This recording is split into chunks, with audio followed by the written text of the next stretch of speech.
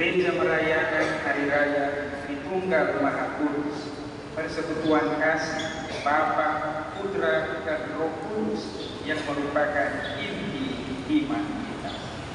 Jadi inti iman kita ini Tritunggal Maha Kudus. Makanya dalam pembaptisan aku membaptis engkau dalam nama Bapa, Putra, dan Roh Kudus.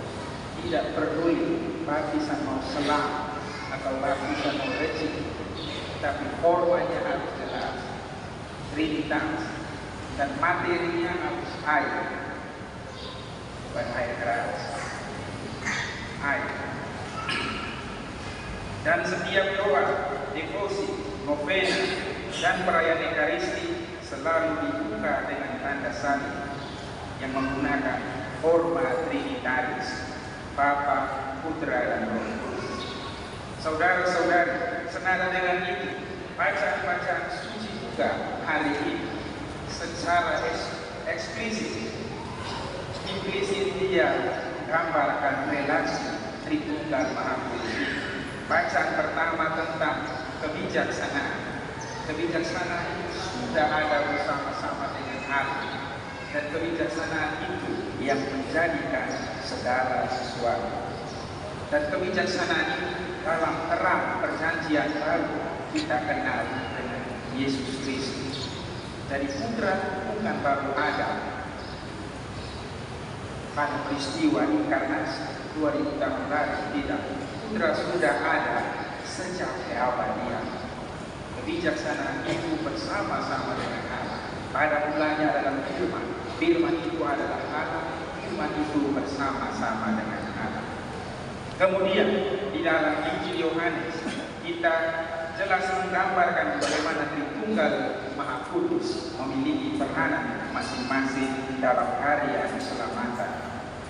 Kita hidup dalam damai sejahtera dengan Allah oleh karena Kristus dalam kasih yang dicurahkan oleh Roh Kudus.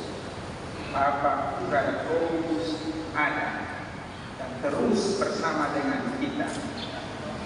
Kita ada mata kuliah tentang Tritunggal itu waktu kita pulang dari praktek-praktek. Satu semester kita bahas, pelajari tentang Tritunggal Maha Kudus.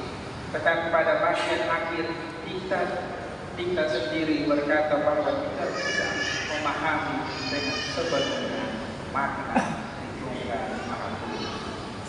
Otak kita tidak mampu memahami, tapi bukan berarti dia jauh.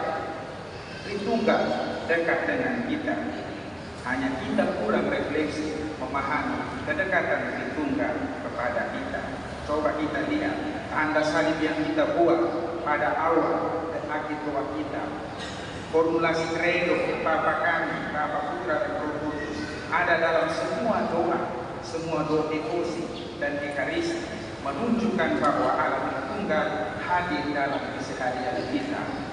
Kita kaget atau kita bersyukur kita tanda salib, atau pemain-pemain bola cetak gol tanda salib. Itu bukan tren, tapi itu kesadaran bahwa Tritunggal memang hadir di tanda salib. Dan dia tidak jauh secara konsep, memang akan kita kecil. Sebagaimana Agustinus bilang, tidak bisa membuang semua air laut ini ke dalam lubang yang kecil. Tidak bisa kita memahami dengan sempurna misteri Allah. Kalau kita sudah memahami misteri Allah yang sempurna, itu bukan Allah yang dimaksudkan. Karena Allah tidak pernah berkesudahan, tetapi manifestasi Tritunggal senantiasa dekat dengan kita. Gereja Katolik menyiapkan satu hari untuk merayakan Hari Raya Tritunggal Maha Kudus. Tapi bukan berarti Tritunggal itu hanya hadir satu kali dalam setahun, tetapi mau mengingatkan kita bahwa Bapa, Putra, dan Roh Kudus hadir dalam kehidupan kita setiap hari. Hal ini kemudian diperkuat lagi oleh pengalaman kita, sebagaimana tadi kita jelaskan ketika mau pergi bepergian tanda salib, selamat dari musibah tanda salib, sebenarnya menunjukkan penyertaan Allah Tritunggal Maha Kudus dalam kehidupan kita. Melalui sakramen permandian, saudara-saudari, kita semua dibaptis dalam nama Bapa, Putra, dan Roh Kudus. Oleh karena itu, hidup kita harus selaras dengan sikap sifat hakiki Tritunggal Maha Kudus. Tritunggal punya dua sifat hakiki, persekutuan dan kasih. Hidup dalam persekutuan dan kasih. Bapa, Putra dan Roh bersekutu dan bersekutu dalam kasih, tidak tercerai-berai. Mereka itu satu. Artinya hidup dalam persekutuan, kita dipanggil untuk hidup bersekutu dan bersatu, kait dengan gereja, berbangsa, bersesama, dan dalam rumah tangga masing-masing. Ciri persekutuan Katolik ialah persekutuan atau persatuan yang tanpa meniadakan satu dengan yang lain.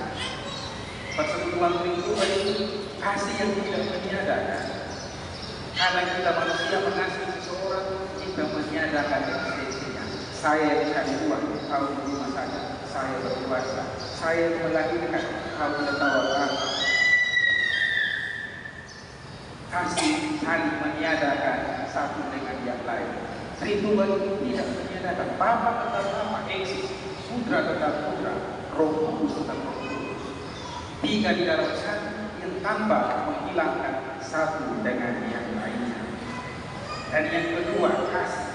Persekutuan itu adalah cinta. Bapa yang mencintai, Putra yang mencintai, dan cinta antara Bapa dan Putra adalah Roh Kudus.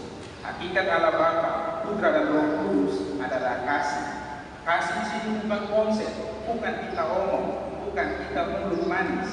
Kasih di sini adalah pengalaman hidup. Ketika kita mengalami kasih dari orang tua, mengalami kasih dari anak-anak, membagi kasih, menerima kasih, di situ ada percikan Tritunggal Maha Kudus. Konsepnya jauh, tapi dia ada di dalam keseharian hidup kita. Bila kehadiran kita selalu membawa perpecahan, keributan, gosip, fitnah, dan kedamaian, tak ada kedamaian, itu pertanda bahwa kita belum punya sifat hakiki dari Tritunggal Maha Kudus.